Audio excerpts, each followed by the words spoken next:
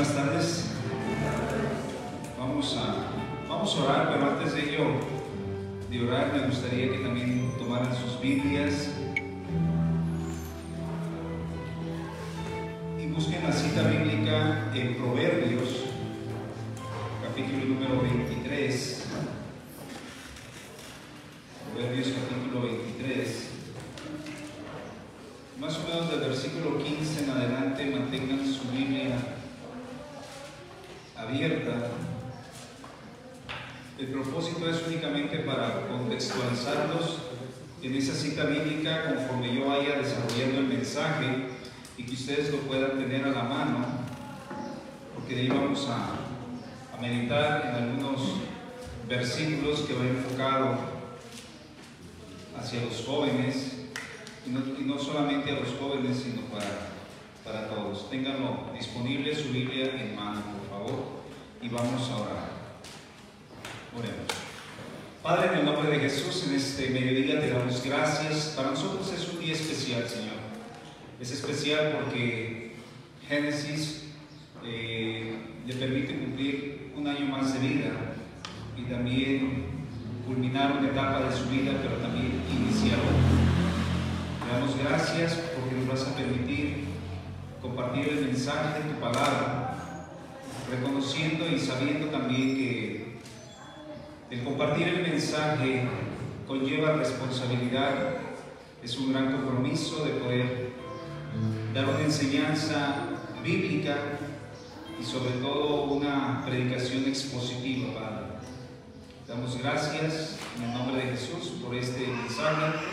Y ruego, Señor, por la sabiduría que requiero, no humana, sino la sabiduría que proviene de ti, Padre eterno, a través de nuestro Señor Jesucristo y también con la ayuda del Espíritu Santo de nosotros.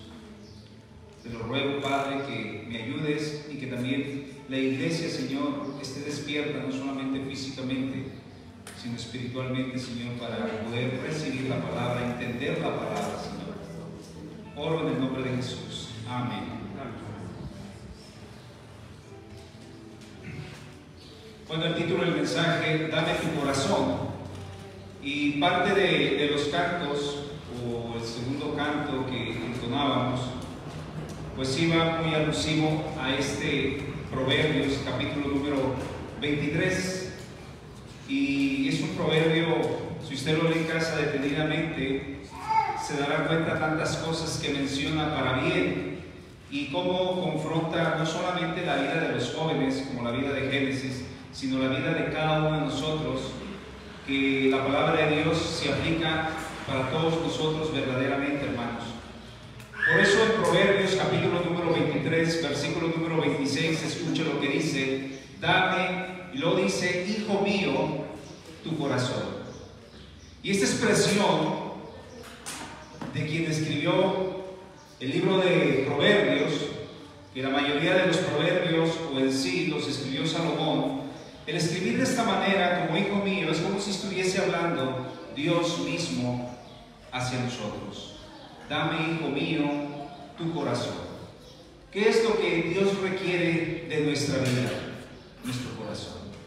Y no solamente de los jóvenes, porque a veces uno piensa, los jóvenes son más susceptibles a poder pecar, son más susceptibles a ser llamados hacia el pecado, pero déjeme decirle que no solamente los jóvenes, todos somos persuadidos en nuestra naturaleza a pecar. Entonces, la palabra de Dios, no solamente esta tarde la vamos a enfocar hacia la vida de Génesis en específico, sino que podamos entenderla cada uno de nosotros.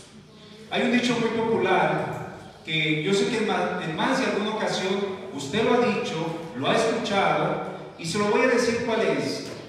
Dice: quien no oye consejos no llega a viejo. Ese es un dicho muy popular, pero ¿qué nos indica este dicho? Que hay una necesidad de tomar consejo. Y a veces uno piensa, bueno, es que los jóvenes deben de estar prestos para escuchar consejo de parte de papá, está presto o debe estar presto para escuchar mensaje o un consejo de parte de un adulto o de una persona que quiera aconsejarlo. Y esto es verdaderamente grato si el joven recibe ese consejo. Pero en este mediodía la intención no solamente es para Génesis que él pueda escuchar un consejo, sino esto también es para nosotros, porque este consejo que vamos a escuchar a través de su palabra es un consejo de parte de Dios para la vida de Génesis y también para nuestra vida. Por eso escuche la diferencia entre escuchar a una persona adulta y cómo lo refiere la misma palabra de Dios en el libro de Deuteronomio, capítulo 28, versículo número 1, que dice: si oyereis atentamente la voz de Jehová tu Dios, para guardar y para poner por obra todos sus mandamientos. Aquí nos está exhortando este pasaje, que oigamos atentamente la voz de Jehová tu Dios. Muchas veces nosotros decimos: es que yo sí leo la Biblia. El problema no es leerla, hermanos. Lo más difícil es practicarla. Todos podemos escuchar tantas cosas, pero cuánto de ello que escuchas nosotros lo ponemos por práctica. Aquí el consejo dice: si oyeres atentamente la voz de Jehová tu Dios, para guardar y poner por obra todos sus mandamientos. ¿Dónde se guardan las cosas? En el corazón. ¿Y saben por qué? Porque en el corazón están las emociones. Ahí es donde se guarda todo. Los momentos gratos, los momentos difíciles, los momentos de tristeza, aquellas situaciones que te dejan enmarcado, todo lo guardamos ahí. Entonces, de la misma manera, la palabra nos exhorta a que nosotros guardemos sus mandamientos. Y eso es lo que debemos guardar nosotros. Y sigue diciendo la última parte: guardar y poner por obra todos sus mandamientos que yo te prescribo hoy. También Jehová tu Dios te exaltará sobre todas las naciones de la tierra. Aquí hay dos cosas muy importantes. ¿Qué es lo que quiere el Señor de la vida de Génesis y de cada uno de nosotros? Obediencia. Y si hay obediencia consecutivamente favorable para nosotros, hay bendición para nosotros.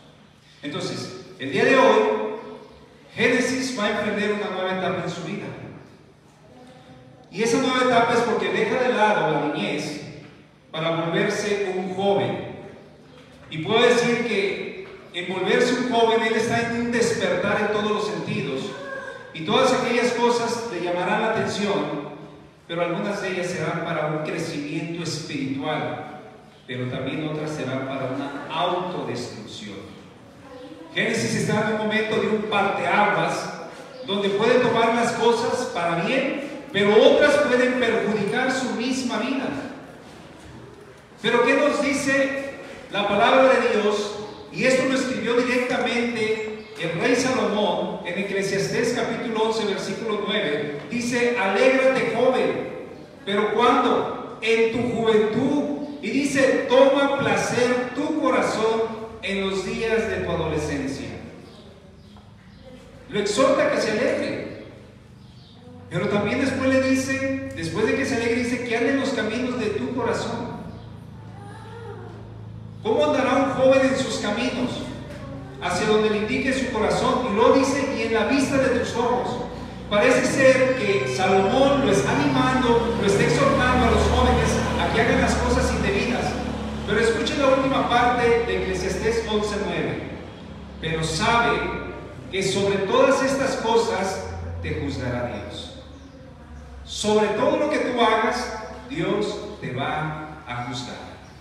Y aquí viene el propósito del mensaje. Escuche cuál es este propósito. Dios quiere algo muy importante de la vida de todos. Y no solamente de los jóvenes como Génesis, sino de cada uno de nosotros. ¿Y saben por qué? Digo también de los adultos y de cada uno de nosotros. Porque la mayoría, cuando nos hicimos adultos, cuando llegamos a esa etapa de la juventud, muchos de los que estamos adultos hoy en día no nos hemos vuelto a Dios. Y nosotros queremos animar de que los jóvenes anden en los caminos de Dios. Pero preguntaríamos: ¿y cómo están los papás? ¿Y cómo están los adultos? Llegaron a la etapa de la juventud y se olvidaron totalmente de Dios.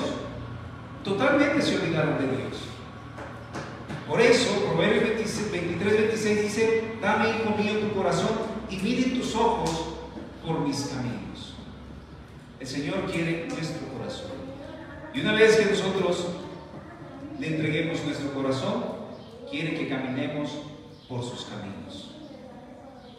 Entonces, si todos le damos el corazón a Dios, las cosas van a ser muy diferentes. ¿Y saben por qué? Porque el proceder de cada uno de nosotros ya no va a ser bajo nuestros impulsos carnales, ya no va a ser bajo nuestra naturaleza caída, sino que nosotros vamos a sujetar nuestra vida a la voluntad de Dios. Como lo dijo el apóstol Pablo, Gálatas 2:20, con Cristo estoy juntamente crucificado y ya no vivo yo, mas vive Cristo en mí. Y lo que ahora lo vivo en la carne, lo vivo en la fe del Hijo de Dios, el cual me amó y se entregó a sí mismo por mí. Bajo entonces, ¿de quién vamos a vivir? ¿Bajo los rudimentos de la carne o haciendo la voluntad de Dios? Lo ideal es que todos vivamos bajo la voluntad de Dios. Porque si yo vivo bajo la voluntad de Dios, entonces voy a estar crucificado con Cristo. Voy a crucificar mis pasiones, voy a crucificar mis anhelos, voy a crucificar mis deseos y todas aquellas cosas desordenadas que hay aún dentro de mí. Y para ello vamos a mirar únicamente dos consejos en esta mañana. El primero de ellos: dame tu corazón, hijo, en sabiduría. ¿Qué es lo que se requiere en estos tiempos? Sabiduría. Entonces, sabemos que en estos tiempos, cada uno de los que Dios nos ha permitido ser papás, anhelamos que nuestros hijos crezcan en edad y crezcan también en estatura. Pero ¿saben qué? Queremos nosotros que nuestros hijos no erren en sus decisiones, mucho menos en sus acciones. Es lo que no queremos nosotros. Y a veces uno quiere aconsejar a los hijos por el motivo de que uno ya pasó por diferentes situaciones. Y sabemos que cuando nosotros lo hicimos, no escuchamos el consejo de nuestros padres. Y nosotros queremos transmitir ese consejo a nuestros hijos para que ellos no tomen malas decisiones y por consecuencia sus acciones no sean las incorrectas. Eso es lo que nosotros anhelamos. Entonces, para esto necesitamos primeramente comenzar a definir qué es sabiduría. ¿Qué entendemos nosotros por la palabra sabiduría? Y podemos decir como una definición corta y breve que sabiduría es el arte de alcanzar el éxito. Pero también sabiduría dice que nos lleva a los resultados deseados. Entonces hay dos cosas: alcanzas el éxito y te lleva a los resultados deseados. Eso es sabiduría. Pero si nosotros nos vamos verdaderamente a la palabra de Dios y entendemos de acuerdo a la misma palabra qué es sabiduría, nos lo explica fácilmente Proverbios capítulo 1, versículo número 7, que nos dice: el principio de la sabiduría es el temor de Jehová. Y no nos está hablando que nosotros, para poder adquirir sabiduría, necesitamos amedrentarnos delante de Dios. No se refiere a ese tipo de temor. La palabra temor en la Biblia, delante de Jehová, es que yo debo de tener un respeto a Dios en el lugar que yo me encuentre y sabiendo qué acciones estoy haciendo. Yo me podré esconder de mis papás, me podré esconder en el caso mío de mi esposa, de mis hijos, pero de quien yo no me puedo esconder, porque todo lo ve, es delante de Dios.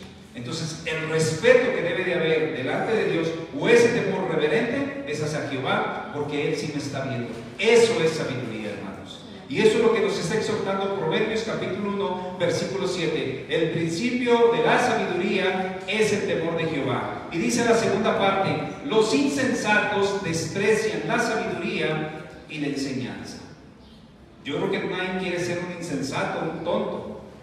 Todos queremos verdaderamente tener el principio de saber respetar a Dios. Ahora, desafortunadamente, lo que menos quieren nuestros hijos o los jóvenes de estos tiempos es saber escuchar. Hace un momento escuchábamos esa reflexión. A veces los hijos dicen: no te metas con mi vida, y estoy grande, yo sé lo que hago. Pero un hijo nunca deja de ser un hijo. El padre siempre va a estar angustiado, el padre siempre va a estar al pendiente de lo que le pasa a su hijo. Ahora, el problema es que muchas veces cuando uno quiere comentarles algo, exhortarles o animarles, ellos muchas veces ni te dejan terminar la frase o la oración. Ellos ya comienzan a decirte, ya lo sé todo, no me digas nada, y terminan por quererte callar, porque ellos creen saberlo todo. Y esto no es así. ¿Cómo le podemos llamar a eso? ¿Sabiduría? Yo más bien le llamaría necedad de parte del Hijo o necedad de parte de nosotros. Porque si esto lo comparo a que cuando yo desobedezco a Dios, en vez de obedecerle, me vuelvo un necio. Es lo mismo. Es la misma situación.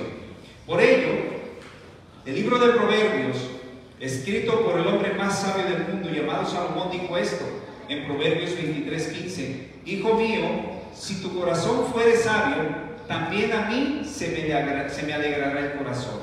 Si tu corazón fuere sabio.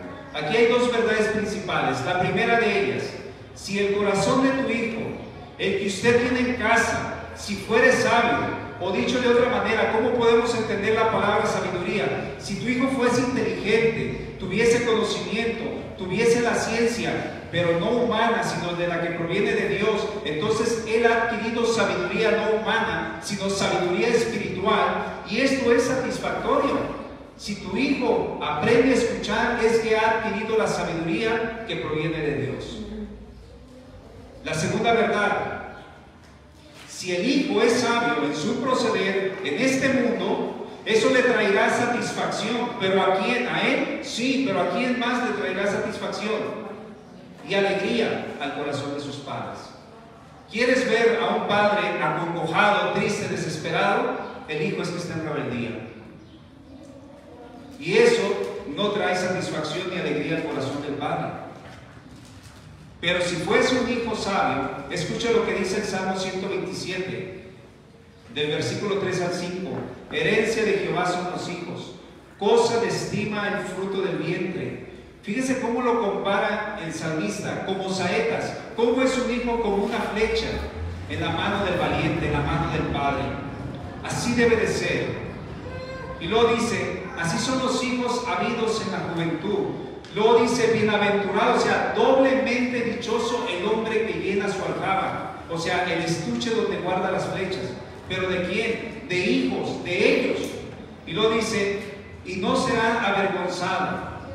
¿Qué es lo que no quiere un padre? Ser señalado y avergonzado y que le digan: tu hijo estaba haciendo esto, tu hijo andaba, lo miramos haciendo estas cosas. ¿A quién avergüenza? Al padre. Por eso son los dos consejos: hijo mío, si tu corazón fuere sabio, también a mí se me alegrará el corazón. El corazón del hijo debe ser sabio para que traiga resultado hacia sus padres. Y les voy a platicar un ejemplo de quién pidió sabiduría para poder gobernar una gran nación a una edad muy temprana. Y estoy hablando de Salomón. Los comentarios bíblicos dicen que Salomón comenzó a reinar a la edad de 12 años. No pidió riqueza, no pidió a sus enemigos de guerra, no pidió a las otras naciones, pidió algo muy importante. Y eso es lo que debe de aprender Génesis a esta edad y también cada uno de nosotros. ¿Qué es lo que debemos de pedir? Primera de Reyes 3:7. Ahora pues, Jehová, Dios mío, tú me has puesto a mí, tu siervo, por rey en lugar de David mi padre. Yo soy joven y no sé cómo entrar ni salir. Esa expresión de decir no sé cómo entrar ni salir, él en ese momento estaba pidiendo sabiduría. Versículo 9. Da pues a tu siervo corazón entendido para juzgar a tu pueblo y para discernir entre lo bueno y lo malo, porque ¿quién podrá gobernar tu pueblo tan grande? Escucha el versículo 12, por favor. La respuesta de Dios, ¿cuál es? He aquí, lo he hecho conforme a tus palabras, le dice. Lo he hecho conforme a tus palabras. He aquí que te he dado corazón sabio y entendido, tanto que no ha habido antes de ti otro como tú, ni después de ti se levantará otro como tú. Vean lo que pidió y la respuesta de Dios no tardó. Le dio sabiduría. ¿Qué es lo que requiere Génesis a esta edad y cada uno de nosotros cuando nos hemos alejado del Señor? Sabiduría. Dios es como un padre para nosotros y nosotros como hijos debemos de pedir sabiduría. Queremos vivir en este mundo caído y vivir de la mejor manera. Pidamos sabiduría para saber cómo conducirnos en este mundo caído. Entonces, esto me lleva a pedir algo muy importante, así como lo debe de pedir Génesis. Cada uno de los que estamos aquí, pidamos sabiduría para que nosotros podamos practicarla en nuestra vida y podamos traer resultados favorables a nuestra persona. Santiago 3:17 nos dice: pero la sabiduría que es de lo alto es primeramente pura, después pacífica, amable, benigna, llena de misericordia y de buenos frutos, sin incertidumbre ni hipocresía. Así es la sabiduría que proviene de Dios. Esto me lleva a mi segundo punto. Dame tu corazón, hijo, en tus actos, o en otras palabras, en tus hechos. Cuando estaba preparando este mensaje, tardé prácticamente 2 semanas en preparar el mensaje, hermanos. Y cuando uno se pone a investigar, yo miré esta frase y quiero compartírselas. Esta frase dice así: yo soy el dueño de mis actos, de mis pensamientos y de mi personalidad, no de los demás. Esta frase yo la encontré. ¿Y saben qué? Para mí esta frase suena egocentrista, me suena arrogante y muy autosuficiente de sí mismo. Y no solo es porque ese joven se la adjudicó, sino porque más bien yo quiero entender que este joven, al decir que él es dueño de sus propios actos, es que él está queriéndose comer el mundo de una sola bocanada. Alguien que se cree sabio en su propia decisión, hermanos. Y cuando una persona procede de esa manera, creyéndose ser verdaderamente sabio, ¿sabe qué es lo que sucede? Vive solamente en un mundo caído, en una carne reprobada, haciendo las cosas de la carne. ¿Y cuáles son esas obras de la carne? Cuando alguien vive así. Gálatas 5:19. Y manifiestas son las obras de la carne, que son adulterio, fornicación, inmundicia, lascivia, idolatría, hechicerías, enemistades, pleitos, celos, iras, contiendas, disensiones, herejías, envidias, homicidios, borracheras, orgías y cosas semejantes a estas, acerca de las cuales os amonesto, como ya lo he dicho antes, que los que practican tales cosas no heredarán el reino de los cielos. Una persona que está sin Cristo en su corazón, ¿cómo serán sus actos? Actos de desobediencia, actos de pecado, practicando esta gran lista que el Señor prohíbe en la Biblia. Ahora, ¿por qué cité este pasaje? Porque más de alguna vez nos hemos visto cómo otras personas practican tantas cosas.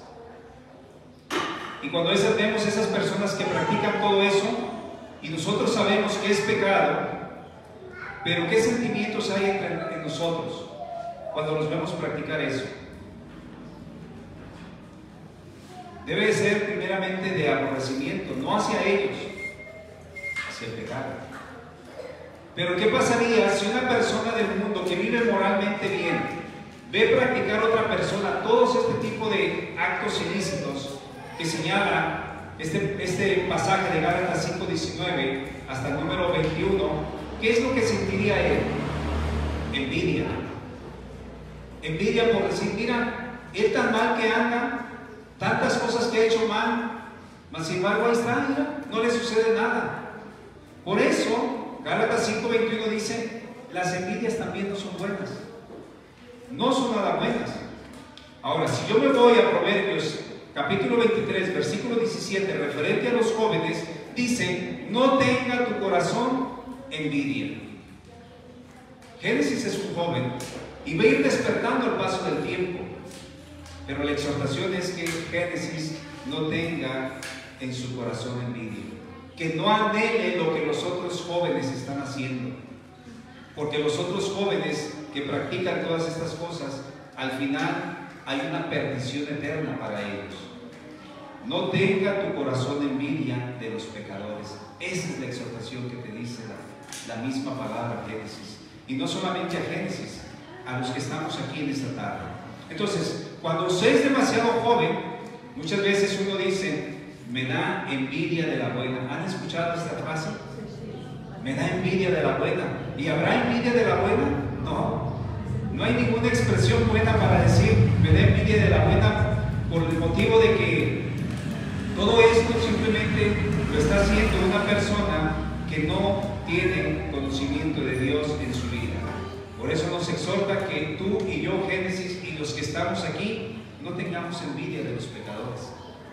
A lo mejor los vemos ahí divirtiéndose en carnaval, los vemos tomando, los vamos haciendo tantas cosas, algunos cometiendo adulterio con otra mujer, pero eso no nos debe causar envidia a nosotros. No tengamos envidia de los pecadores. Ahora, el no tener envidia de ellos es por el motivo de que no me junte con esas personas que practican ciertos pecados, y nos da, y aparte nos da dos pecados más referente a Proverbios 23:20. ¿Cuáles serán esos dos pecados? Porque estoy hilando el pasaje de Proverbios. Dice, no estés con los bebedores de vino ni con los comedores de carne. Esa es la exhortación que le está diciendo Salomón, no solamente a Génesis, a los que estamos aquí. No estés con los bebedores de vino ni con los comedores de carne. ¿Por qué dice estas dos cosas? Ni con los bebedores ni con los comelones.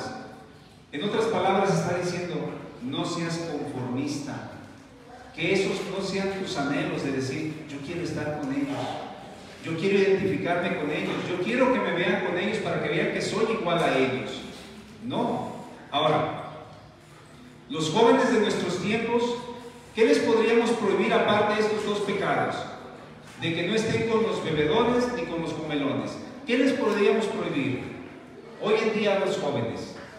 Porque estos dos pecados que mencionó anteriormente ahorita, de que no estés con los bebedores ni con los comedores, no ha pasado de moda. Pero ¿qué podríamos decirle a los jóvenes? Ten cuidado con las páginas que visitas. ¿Qué más podríamos decirle? Ten cuidado de igual manera con los videojuegos. Ahorita hay mucho videojuego que incita a la violencia. Y a veces nosotros perdemos, los papás perdemos eso con los hijos.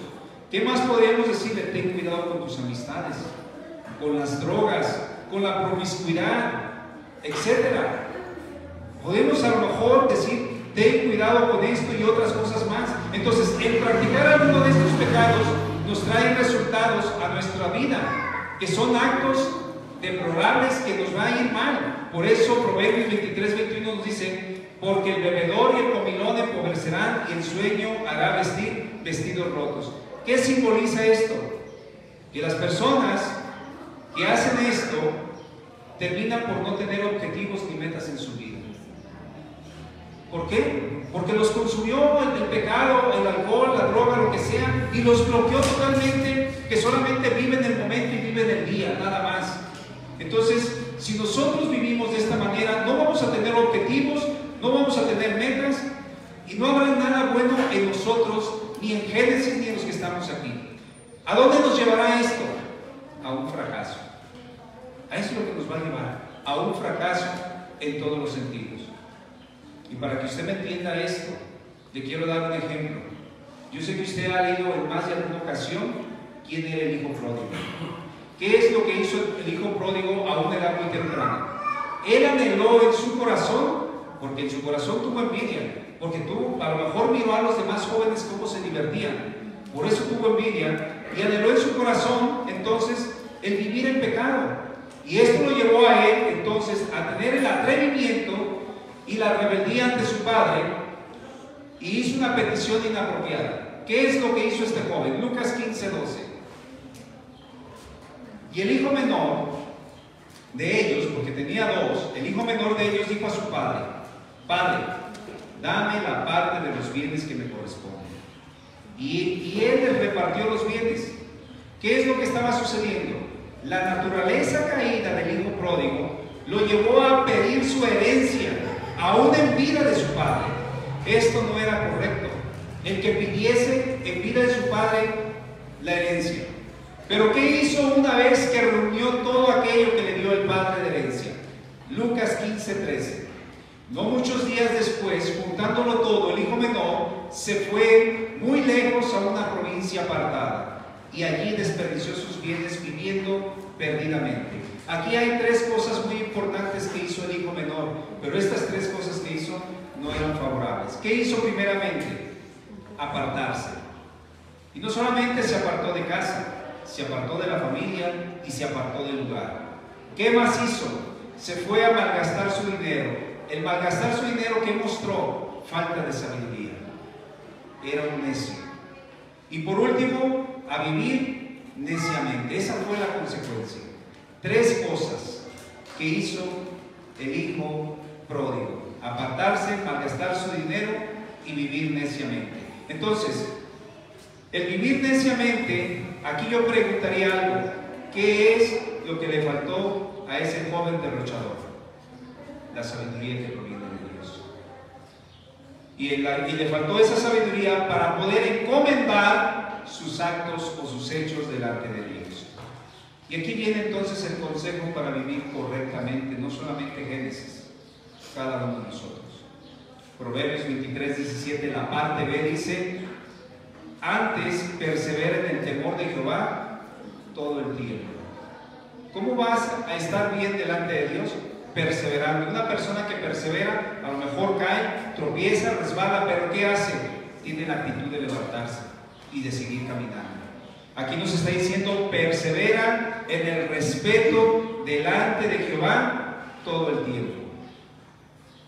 Y para cerrar este mensaje, en esta parte, Hebreos 12:1 nos dice: por tanto, nosotros, teniendo en derredor nuestro tan grande nube de testigos, despojémonos de todo peso y del pecado que nos asedia, y corramos con paciencia la carrera que tenemos por delante, puesto los ojos en Jesús, el autor y consumador de la fe, el cual por el gozo puesto delante de él sufrió la cruz, menospreciando lo propio, y se sentó a la diestra del trono de Dios. Para poder caminar, ¿qué es lo que necesita quitarse Génesis? Todo peso. Él debe saber qué le está estorbando para poder caminar. Debe de hacer a un lado todo pecado que lo está asediando y correr con paciencia la carrera que tenemos por delante. Habrá resbalones, habrá caídas, habrá raspaduras, pero seguir corriendo con paciencia la carrera que tenemos por delante. Concluyo el mensaje. Para poder actuar delante de Dios con integridad en nuestra vida, ¿qué es lo que requiere Dios y que es tan importante en la vida de cada uno de nosotros? Proverbios 4:25 dice: tus ojos miren lo recto. ¿Cómo caminar delante de Dios? Que nuestros ojos miren lo recto y diríjanse tus párpados hacia lo que tienes delante. Examina la senda de tus pies. Ten mucho cuidado por donde andas, y todos tus caminos sean rectos. No te desvíes a la derecha ni a la izquierda. Aparta tu pie del mal. Es la única manera que Génesis y nosotros podamos actuar de la mejor manera, agradándole a Dios. Esta es la aplicación de este mensaje. Dios quiere tu corazón, no solamente el corazón de los jóvenes, no solamente el corazón de los adultos o de los adultos mayores. Dios quiere enderezar tu camino. ¿Y cómo lo va a enderezar? Con la ayuda de Él. Por eso necesitas escuchar lo que dice el Salmo 119, versículo del 9 al 11, que dice: ¿con qué limpiará el joven su camino? Con guardar tu palabra. Con todo mi corazón te he buscado. No me dejes desviarme de tus mandamientos. En mi corazón he guardado tus dichos para no pecar contra ti. ¿Con qué guardará el joven su camino? Y cada uno de nosotros, con guardar la palabra del Señor. Oremos. Padre, te doy gracias por tu palabra. Gracias, Señor, porque Lo que tú requieres de cada uno de nosotros es el corazón, Padre. Porque del corazón emana todo lo malo. Pero si el corazón te lo damos y lo llenamos de tus dichos y guardamos tus palabras, nuestros actos van a ser diferentes. Nuestro proceder no será con insensatez, sino con sabiduría. Y eso es lo que requerimos para Génesis. Una vida recta, una vida justa, ahora que está en esta nueva etapa de la niñez a la juventud. Sé que van a venir muchas situaciones a su vida, pero el único que lo ayudará a no apartarse ni a derecha ni a izquierda es tu palabra, Señor. Por eso Él necesita guardar tus dichos, Padre, en su corazón y los que estamos aquí. Te doy gracias por tu palabra en el nombre de Jesús. Amén. Dios les bendiga.